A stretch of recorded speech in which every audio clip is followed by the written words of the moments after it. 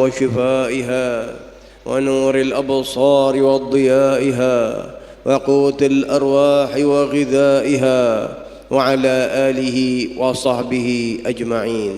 أما بعد فيا أيها الناس اتقوا الله حق تقاته ولا تموتن إلا وأنتم مسلمون. وقال الله سبحانه وتعالى فإذا فرغت فانصب وإلى ربك فارغب. Hadirin sidang Jumat yang mendapat kemuliaan dari Allah Subhanahu wa taala, yang senantiasa Allah Subhanahu wa taala membuka kesempatan untuk kita hambanya di dalam mendekatkan diri kita kepada Allah. Pada saat-saat ini jamaah yang mampu untuk melaksanakan pergi haji, mereka sedang sibuk di dalam ibadah, mendekatkan diri dan mencari keridhaan Allah Subhanahu wa taala dengan melaksanakan ibadah haji. Maka kita di sini pun senantiasa dibukakan kesempatan oleh Allah dengan pelaksanaan yang telah kita laksanakan, yaitu pemotongan hewan kurban. Maka bagi mereka yang mampu, baiknya dilakukan di awal daripada hari raya Idul Adha. Dalam mazhab Syafi'i juga dijelaskan setelah tanggal 10, begitu juga hari tasyrik 3 harinya, yaitu tanggal 11, 12 yang sekarang kita berada, tanggal 12 dan tanggal 13 masih diperbolehkan bagi mereka yang dibukakan rizki kesempatan untuk menyembelih hewan kurban. Hadirin rahimakumullah, keadaan atau cerita di dalam kurban yang tidak boleh juga kita lupakan.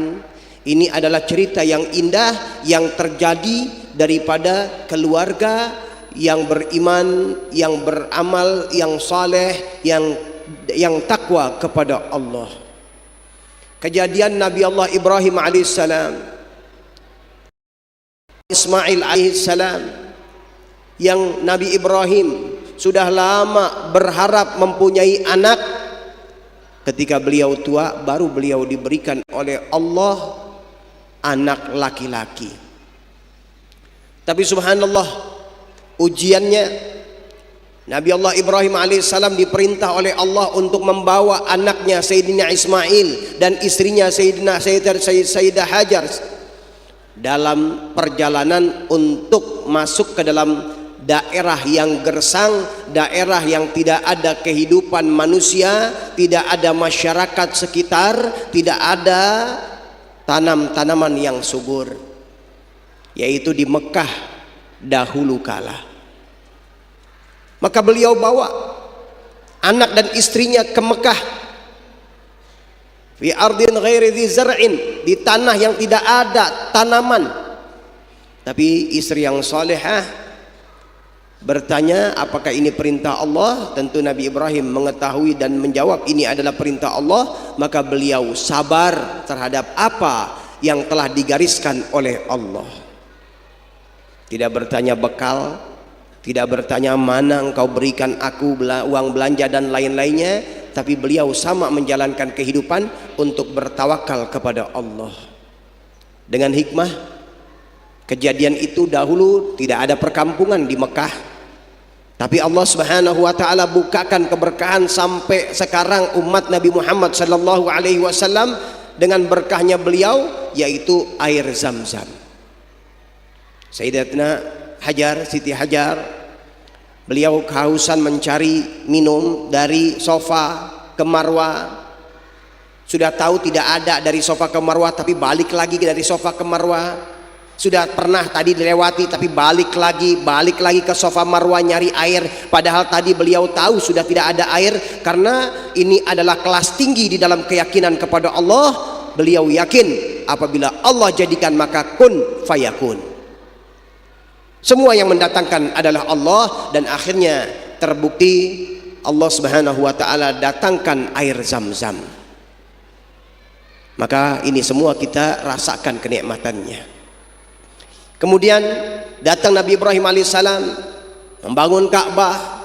Kemudian datanglah perintah dari Allah Subhanahu wa taala Nabi Ibrahim alaihissalam, beliau diperintah oleh Allah untuk menyembelih anaknya yang tercinta Sayyidina Ismail. Maka di sini Allah Subhanahu wa taala ingin mempertunjukkan kepada makhluk-makhluk Allah, kepada hamba-hamba Allah yang lain, inilah yang dikatakan Khalilullah, inilah yang dikatakan kekasih Allah, lebih mendahulukan Allah walau daripada anaknya yang tercinta.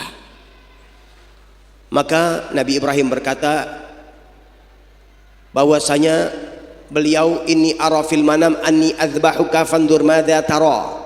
Aku mendapat wahyu melalui tidurku, melalui mimpiku untuk menyembelihmu, maka inilah bagaimana yang engkau katakan. Maka anak yang soleh, yang tercipta dari orang tua yang soleh, yang terlahir dan terdidik dari orang tua yang hari-harinya mengenalkannya kepada Allah, maka anak yang soleh, Sayyidina Ismail mengatakan, ya abatif al-ma tu'mar, wahai ayahku, lakukan apa yang diperintah, satajiduni insyaallah minas sabirin, engkau akan dapatkan aku termasuk orang-orang yang sabar.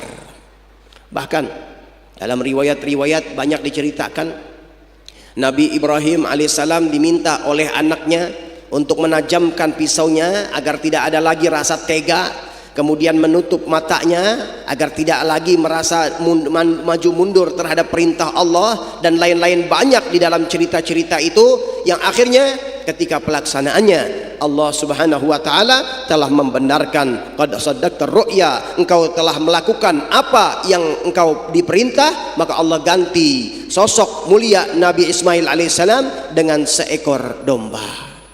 Maka disinilah hikmahnya kita menyembelih hewan korban. Ini cerita dari keistimewaan keluarga yang istimewa, yang menggantungkan hati mereka kepada Allah, yang menyandarkan diri mereka kepada Allah. Akhirnya Allah bukakan keberkahan sampai di zaman sekarang ini. Hadirin rahimakumullah, bagi mereka yang sudah melaksanakan maka beruntung, tapi juga perlu diingatkan, itu semua tidak akan bisa sampai kepada Allah. La yanalallaha luhumuha wala dima'uha walakin yanaluhu taqwa minkum. Tidak akan sampai hewan korban itu dagingnya kah, darahnya kepada Allah, akan tetapi yang sampai kepada Allah adalah bagaimana niat kalian. Bagaimana niat di dalam penyembelihan hewan korban. Di sini kita diajarkan gantungkan hati kepada Allah. Apabila ada orang yang memuji kita dengan pujian-pujian yang baik, maka ingat itu semua adalah karena Allah. Saya hamba Allah, saya tidak bisa berbuat kecuali memang Allah yang memberikan saya rizki dan Allah yang menggerakkan hati saya, sehingga kita tidak tertipu dengan maghrur, dengan ghurur, tipuan-tipuan syaitan yang menjadikan amal dihapus di hadapan Allah. Dan ini semua jadi contoh, setiap amal apa yang kita lakukan selalu ada godaannya, baik orang yang mencela ataupun yang memuji, akan tetapi semua kita pasrahkan kepada Allah Subhanahu wa taala. Hadirin rahimakumullah, mudah-mudahan Allah Subhanahu wa taala membimbing kita, mendidik kita, mengarahkan kita di dalam kehidupan, sehingga apa yang terjadi di dalam kehidupan kita, proses untuk kita lebih dekat, lebih kenal, lebih merasakan keberadaan dan lebih merasakan dengan kekuasaan Allah Subhanahu wa taala, sehingga hati kita bisa bersambung kepada Allah, hati kita bisa punya kedekatan kepada Allah. Sedikit-sedikit apa yang ada dalam diri kita maka kita keluhkan, ya Rabb, ya Rabb, kepada Engkau ya Allah, birahmatika ya arhamar rahimin, ya arhamar rahimin, ya arhamar rahimin. Ibadallah, Allah Subhanahu wa ta'ala yaqulu biqawli hadhal muhtadun, bismillahirrahmanirrahim, inna a'tainakal kautsar fasalli li rabbika wanhar, inna syani'aka huwal abtar. Barakallahu li wa lakum bil Qur'anil azim wa nafa'ani wa iyyakum minal ayati wa dzikril hakim wa taqabbala minna tilawatahu innahu was-sami'ul alim fastaghfiru innahu wal ghafurur rahim. Allahumma salli ala sayyidina Muhammad وعلى آل سيدنا محمد.